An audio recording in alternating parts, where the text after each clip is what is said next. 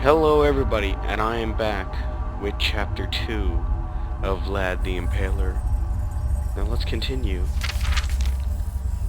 The evidence you've collected lays spread out on the table before you. Your meal from the tavern downstairs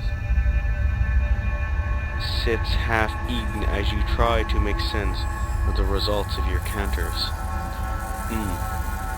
Sorry, because I caught something in my throat there. That's when you sense the presence behind you. On instinct, you spin around to the table, to the side, just as a knife passes through the air where you've been standing.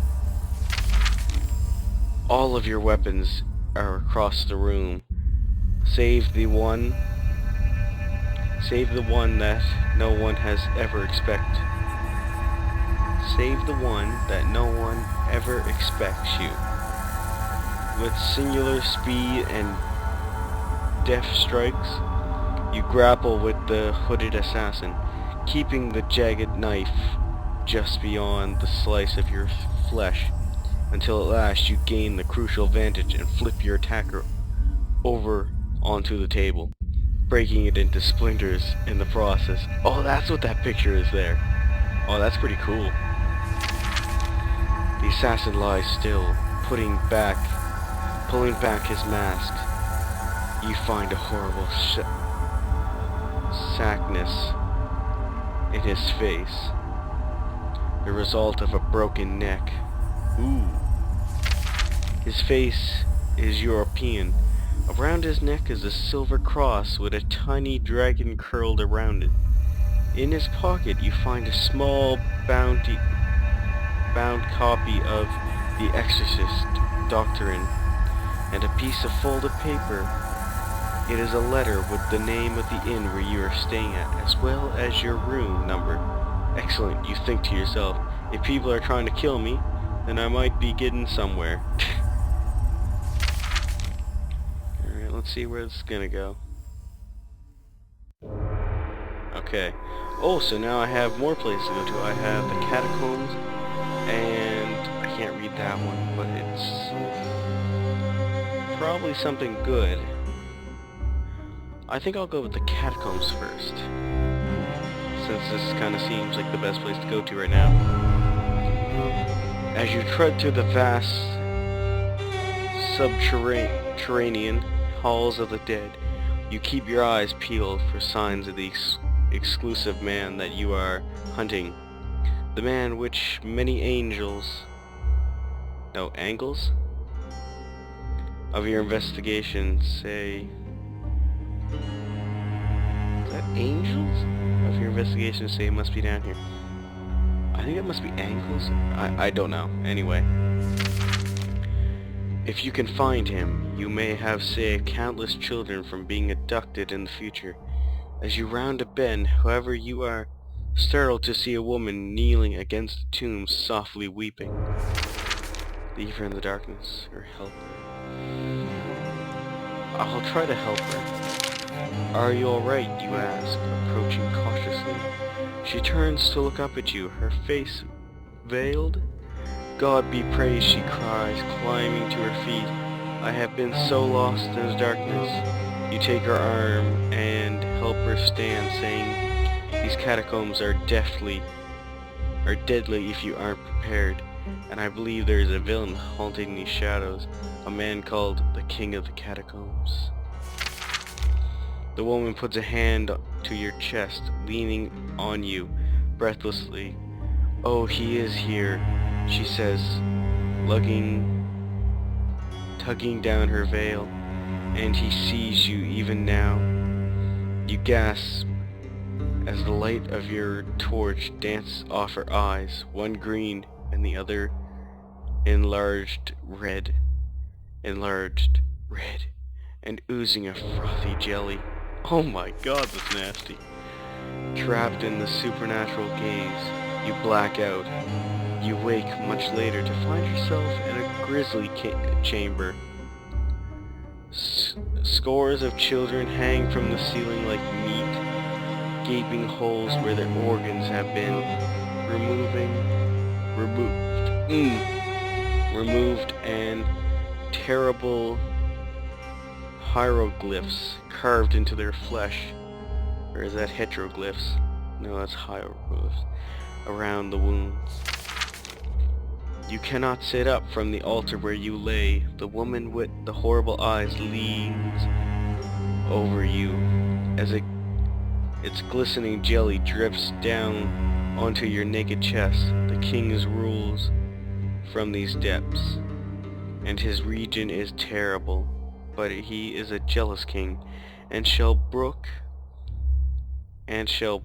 not these new men who bring their own wickedness to the city. His wrath shall be unyielding. You manage to summon your voice, saying, "Where is he?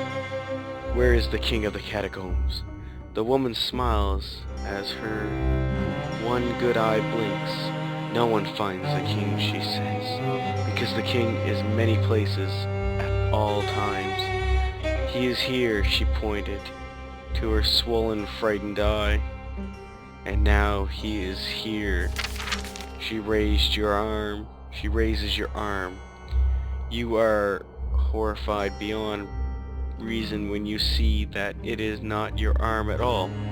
Where your arm had once been, there is now a gaunt,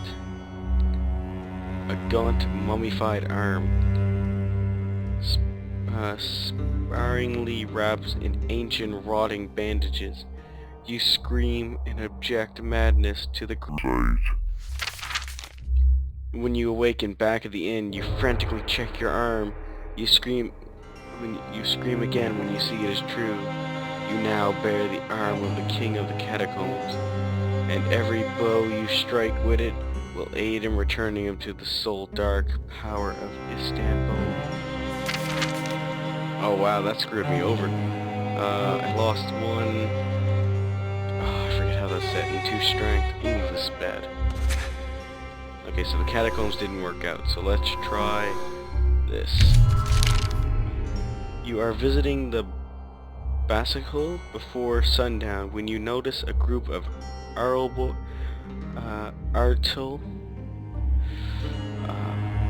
I can't remember how you pronounce that. Gathering around a corner. They seem to be up to something, but you can't tell what. When the priest finally calls to them, they run off, giggling and shoving each other. You approach a small table where they had been gathered around an open box. Peering inside, you find a mouse.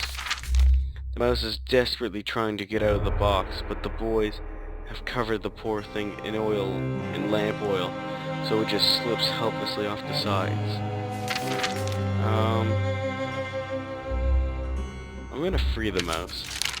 Remembering the mouse that you used to free at the orphanage, you pulled the little creature out of the box and put it into your pocket.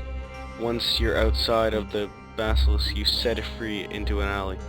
As it scampers away, you remember how difficult it can be for a creature so small to get out of going to church. Oh, I got 2 charm. Oh, that's cool. Okay, so I wonder which one I can go to. Maybe I'll try the port worked out for me. The catacombs did. The square just kind of talked. I'm gonna try the square again. You're walking through the square, searching for the head of the district guards, when you pass by a man presenting from the top of a crate. As you walk by, the man shouts and points at you. The man shouts and points at you. And that is why God punishes us, foreigners in armor, with their adolescent gods and their wicked schemes. Get thee hence, behead, get ye back to your lands of sin and fornication.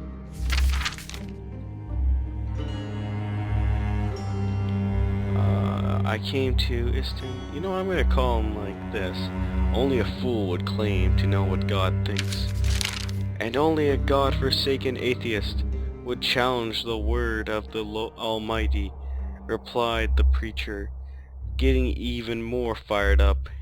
he will find the vanity and arrogance of the hardened mind. Anyway, only he who is ignorant of the path of... What is that tattoo, you ask? The preacher glares at you. That tattoo... The tattoo on your right arm, you continue. I assume that the jackal symbol of the Broncomus Brotherhood? Maybe you were a member, maybe you still are. Either way, that's a sin. Leviticus 19:28. Do not cut your body for the dead, or put tattoo marks upon yourself, for I am the Lord.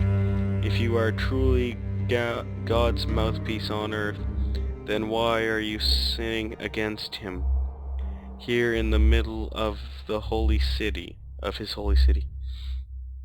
The preacher begins to reply, but the crowd is now booing him. You can feel his hot stare on your back as you turn to leave. It was pretty to even engage the fool in conversation. It was petty to even engage the fool in conversation.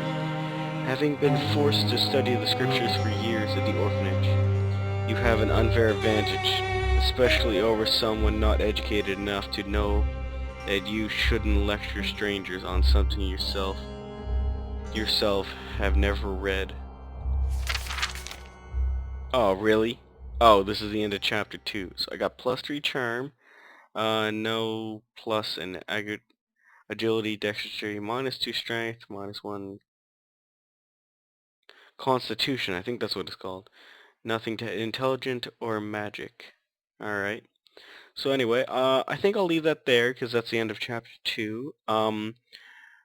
Thanks for watching, like and subscribe. I hope you're enjoying this because this is actually a good game. And I like reading the story. I'm trying to do it the best I can. I hope you guys are enjoying that.